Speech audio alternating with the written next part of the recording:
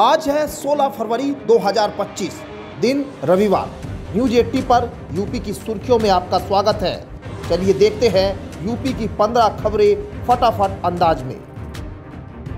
केंद्रीय सड़क परिवहन एवं राजमार्ग मंत्री नितिन गडकरी ने प्रदेश के कई शहरों की 2 लेन को 4 लेन, 4 लेन को 6 लेन बनाने की घोषणा की है। परिवहन मंत्री ने बताया कि आगरा से अलीगढ़, बदायूं से बरेली, प्रयागराज से वाराणसी 6 लेन बनाए जाएंगे।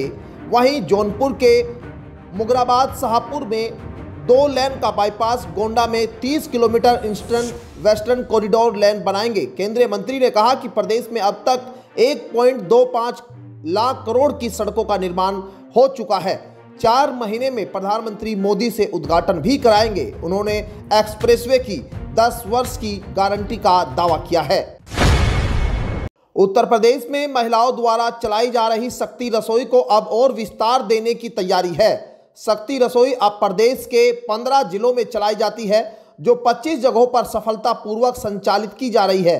इस योजना की शुरुआत 1 साल पहले हुई थी और पहले ही साल में इसने शानदार प्रदर्शन किया था। पहले साल में शक्ति रसोई के संचालन से 2 करोड़ रुपए की बिक्री हुई, जिसके बाद इसकी सफलता को देखते हुए अब दूसरे चरण में इस योजना को 25 और राज्यों में शुरू करने की तैयारी की जा रही है। इस रसोई की पूरी जिम्मेदारी महिलाओं के हाथों में होगी।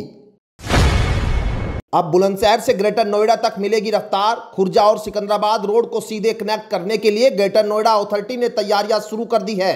कनेक्टिविटी के लिए 3 किलोमीटर लंबी सड़क का निर्माण किया जाएगा। इस रोड के निर्माण होने से अस्तौली और आजमपुर आना जाना भी आसान होगा। अभी पतली सड़कों से होकर लोगों को गुजरना होता है। रोड बनने के बाद इस पर वाहन रफ्तार भरते दिखेंगे। अथॉरिटी ने इसको लेकर हरी झंडी दिखा दी है। जानकारी के मुताबिक सड़क का निर्माण करने वाली एजेंसी ने भी सर्वे का काम शुरू कर दिया है। यह सड़क आजमपुर गढ़ी गांव से होकर खुर्जा सिकंदराबाद रूट से कनेक्ट होगी। टेंडर प्रक्रिया के जरिए सड़क के निर्माणकर्ता एजेंसी का चयन कर लिया गया है। गाजियाबाद में जीटी रोड से जाम का दबाव कम करने के लिए नया बस अड्डा से दौलतपुरा लोहा मंडी तक एलिवेटेड रोड बनाने का रास्ता साफ होता नजर आ रहा है। शुक्रवार को सांसद अतुल गर्ग ने इस प्रस्ताव को लेकर केंद्रीय सड़क परिवहन मंत्री नितिन गडकरी से मुलाकात की। इस दौरान विचार विमर्श के बाद केंद्रीय मंत्री नितिन गडकरी ने अधिकारियों को तैयारी शुरू करने के निर्देश दे दिया है। अतुल गर्ग ने बताया कि जीटी रोड गाजियाबाद का सबसे पुराना मार्ग है। विधायक रहते हुए भी जीटी रोड से जाम का दबाव कम करने का प्रयास किया था। इसकी दोबारा कवायद शुरू की है। एलिवेटेड रोड के निर्माण से लोगों को राहत मिलेगी और सफर भी आसान होगा। यूपी में जल्द ही कई नए हाईवे निर्माण किए जाएंगे। इसके लिए 1.25 लाख करोड़ रुपए भी आवंटित हो चुके हैं। 1.25 लाख करोड़ रुपए की सड़कों का निर्माण पूरा हो चुका है। केंद्रीय सड़क परिवहन एवं राजमार्ग मंत्री नितिन गडकरी ने कहा कि यूपी में 1.25 लाख करोड़ रुपए से हाईवे निर्माण और विकास कार्य कराए जाएंगे। इससे यूपी भारत की सबसे बड़ी अर्थव्यवस्था वाला तीसरा राज्य बन जाएगा। उन्होंने कहा कि उत्तर प्रदेश को भारत की तीसरी सबसे बड़ी अर्थव्यवस्था बनाने के संकल्प को लेकर सीएम योगी के नेतृत्व में राज्य सरकार लगातार बुनियादी ढांचे के विकास पर जोर दे रही है। यमुना नदी पर नई दिल्ली में रेलवे ब्रिज बनकर तैयार हो गया है। अब सिर्फ टेक्निकल और सीआरएस इंस्पेक्शन बाकी है। एनओसी मिलते ही नए ब्रिज पर ट्रेनों का परिचालन शुरू कर दिया जाएगा। इस ब्रिज को पुराने लोहा पुल के समांतर बनाया गया है। रेलवे ने चालू वित्त वर्ष में ही इस ब्रिज को शुरू करने का लक्ष्य रखा है। नए ब्रिज के शुरू होने से पुरानी दिल्ली रेलवे स्टेशन से आनंद विहार के रास्ते गाजियाबाद के बीच रेल ट्रैफिक में सुधार होगा। ट्रेनों की संख्या में भी इजाफा होगा। इसके अलावा दिल्ली से यूपी के रास्ते बिहार बंगाल को जाने वाली ट्रेनों को और रफ्तार मिलेगी। इस पुल के निर्माण की मंजूरी 1998 में मिली थी, लेकिन इस पर काम 2003 में शुरू हुआ। हरियाणा के सोनीपत को दिल्ली मेट्रो से जोड़ने की योजना अब तेजी से अंतिम चरण में पहुंच चुकी है। यह परियोजना दिल्ली मेट्रो के चौथे फेज का हिस्सा है और इसे 2028 तक पूरा कराने का लक्ष्य रखा गया है। सोनीपत के कुंडली और नाथुपुर में 2 नए मेट्रो स्टेशन बनाए जाएंगे, जिससे सोनीपत से दिल्ली आने जाने वाले हजारों यात्रियों को सुविधा मिलेगी। इस परियोजना के लिए जमीन अधिग्रहण और अन्य तकनीकी बाधाओं को दूर करने के लिए अधिकारी जुटे हुए हैं। यह मेट्रो कॉरिडोर न केवल यातायात को आसान बनाएगा, बल्कि सोनीपत के विकास में भी महत्वपूर्ण भूमिका निभाएगा। अगर आप भी अपना खुद का घर लेना चाह रहे हैं और उसके लिए होम लोन की तरफ देख रहे हैं, तो आपके लिए खुशखबरी है। एसबीआई ने होम लोन के साथ साथ पर्सनल लोन लेने वालों को भी बड़ी राहत दी है। भारतीय स्टेट बैंक ने विभिन्न ऋणों पर लागू EBLR और रेपो लिंक्ड उधार रेट में कटौती की घोषणा की है। यह भारतीय रिजर्व बैंक द्वारा पिछले सप्ताह अपनी MPC बैठक में रेपो दर में 25 आधार अंकों की कटौती करके 6.50% से 6.25% करने के निर्णय के बाद आया है।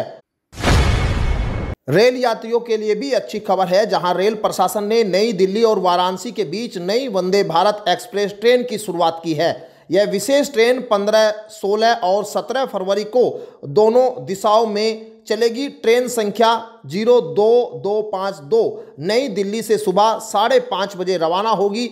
यह कानपुर सेंट्रल स्टेशन पर सुबह 9:48 पर पहुंचेगी, जहां 2 मिनट का स्टॉपेज होगा। इसके बाद यह दोपहर 2:20 पर वाराणसी पहुंचेगी। वापसी में ट्रेन संख्या 02251 वाराणसी से दोपहर 3:15 पर प्रस्थान करेगी और शाम 7:08 पर कानपुर सेंट्रल पहुंचेगी। यह सेवा यात्रियों को तेज, आरामदायक और सुविधाजनक यात्रा प्रदान करेगी।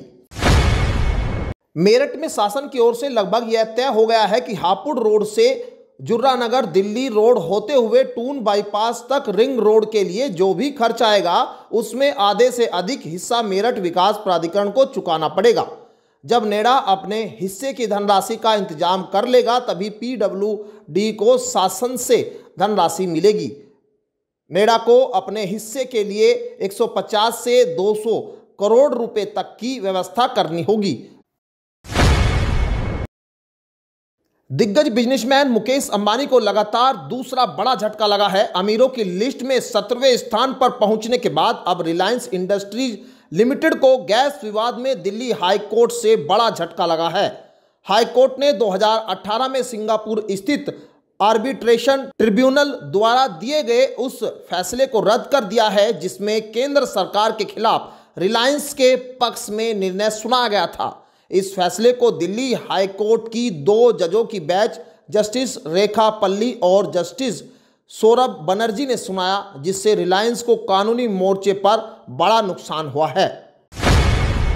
यूपी में बजट सत्र की शुरुआत 18 फरवरी से हो रही है। 20 फरवरी को योगी सरकार अपना 9वां बजट पेश करेगी। इस बजट पर सभी की नजरें टिकी हुई है। योगी सरकार किन योजनाओं पर फोकस करेगी? खबरों की माने तो इस बार योगी सरकार के बजट में गरीब, युवा, किसान और महिलाओं पर खास जोर रहेगा। इसके साथ ही विकास की योजनाओं को भी बजट में शामिल किया जा रहा है।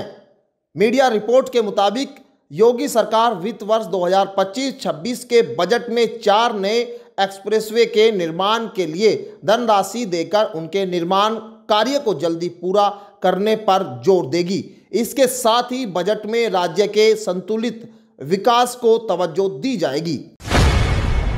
उत्तर प्रदेश के जिले मेरठ में अजगरों से भरी एक सुरंग मिली है। सुरंग से निकल रहे अजगरों से पूरा इलाका दहशत में आ चुका है। ये विशाल अजगर कई जानवरों का शिकार कर चुके हैं। स्थानीय लोग भयभीत हैं कि कहीं कोई इंसान इन अजगरों का निवाला न बन जाए। वन विभाग की टीम उन्हें पकड़ने में जुटी है। सुरंग के आसपास कई मोहल्ले में अफरा तफरी का माहौल है। 20 से 30 फीट के अजगर कई जानवरों का शिकार कर चुके हैं। जानकारी के मुताबिक ये सुरंगनुमा जगह जागृति विहार सेक्टर 2 के घने पेड़ों वाले सुनसान इलाके में है। सरकारी स्वामित्व वाले भारतीय जीवन बीमा निगम यानी LIC ने डिजिटल मार्केटिंग प्लेटफॉर्म लॉन्च कर दिया है। यह प्लेटफॉर्म LIC के डिजिटलीकरण को बढ़ावा देने के लिए शुरू प्रोजेक्ट ड्राइव की ओर से की गई पहली पहल है। इससे आम लोगों के इंश्योरेंस संबंधित काम आसानी से होंगे और इसके साथ ही निगम की साख इंश्योरेंस सेक्टर में और बढ़ेगी। यह प्लेटफॉर्म हाइपर पर्सनलाइज ग्राहक जुड़ाव प्रदान करने और डिजिटल बीमा इनोवेशन में LIC को मजबूती प्रदान करेगा। LIC की ओर से कहा गया है कि यह लॉन्च बीमा सेक्टर में कंपनी के ग्लोबली अपनी पैठ को और मजबूत करने की दिशा में पहला कदम है। यूपी के मौसम में उतार चढ़ाव का दौर लगातार बना हुआ है। इस उलटफेर के बीच 17 फरवरी को फिर नया पश्चिमी विक्षोभ हिमालय क्षेत्र को प्रभावित करेगा, जिसका असर यूपी में भी दिखाई देगा। इस नए पश्चिमी विक्षोभ के कारण यूपी में फिर बादलों की आवाजाही दिखेगी। अनुमान है कि 20 फरवरी को पश्चिमी विक्षोभ के कई जिलों में हल्की बूंदाबांदी हो सकती है। IMD के मुताबिक यूपी के सभी जिले अगले 4 दिनों तक ग्रीन जोन में हैं। ऐसे में 15 से 19 फरवरी तक यूपी के पूर्वी और पश्चिमी दोनों ही संभाग में सुबह या देर रात के समय कहीं कहीं हल्का कोहरा छाए रहने का अनुमान है। वहीं 20 फरवरी को पश्चिमी यूपी के 15 जिलों में बारिश हो सकती है। तो ये थी आज की 15 फटाफट खबरें। अगर आपको वीडियो पसंद आया तो वीडियो को लाइक, शेयर व कमेंट जरूर करें। धन्यवाद।